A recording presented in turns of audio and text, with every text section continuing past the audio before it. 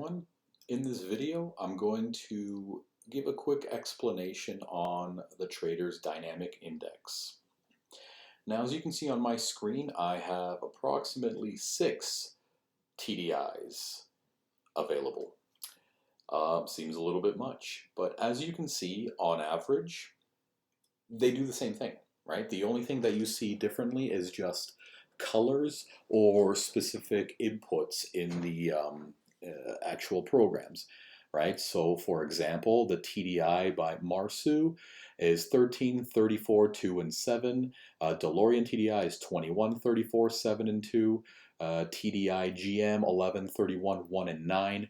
You know, a lot of them have random kind of inputs or customized based on the creator of that particular indicator. Personally, I like using the DeLorean TDI. It's very clean. You know, you have 2 blue lines, a yellow line in the middle signifying the center, you know, basically in between the 2 VB bands outside. That is just the middle of it all, right? The green indicating the faster price and the red indicating the slower price. Very straightforward. All the dashes just indicate the specific trading zones, you know, 50, 60, 70, 80. What that means, 50 is kind of average price and steady movement. Anywhere higher, like 60, 70, or 80, means it's overbought, very overbought, or extremely overbought. And kind of the same going with 40, 30, and 20, right? So sold, oversold, extremely oversold, that sort of thing. Okay? So, as you've known from previous videos, I'm a big fan of Fibonacci, right? So some of these numbers line up and some of them don't. But just for the sake of, you know, doing a tutorial on one particular TDI, they're going to have very similar settings, but I'll just use the DeLorean one because that's the one I prefer. Okay, so I'm going to close off the rest. And after I do that, I will go into the settings of that TDI to briefly show you what it is that I like to set.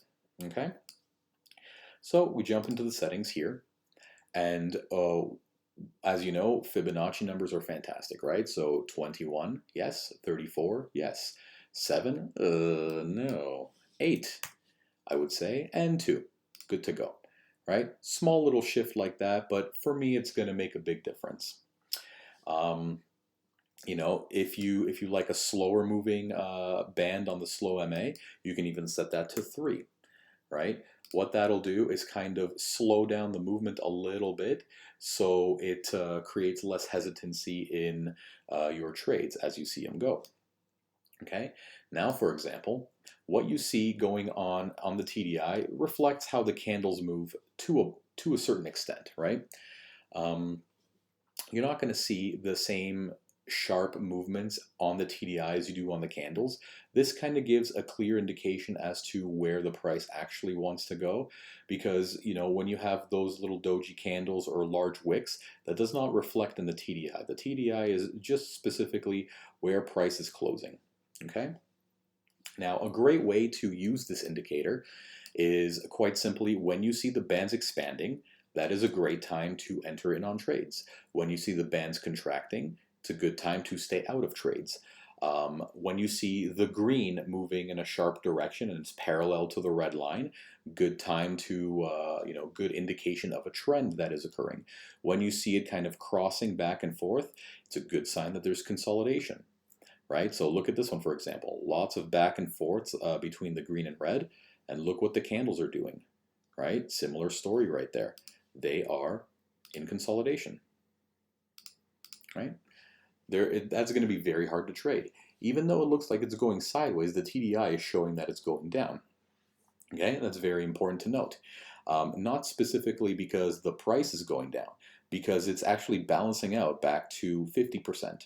Or not 50%, but 50, right in the center line, right? So as you see, it kind of goes down to the bottom of its consolidation and then shoots back up, right? As these candles go up on their trend.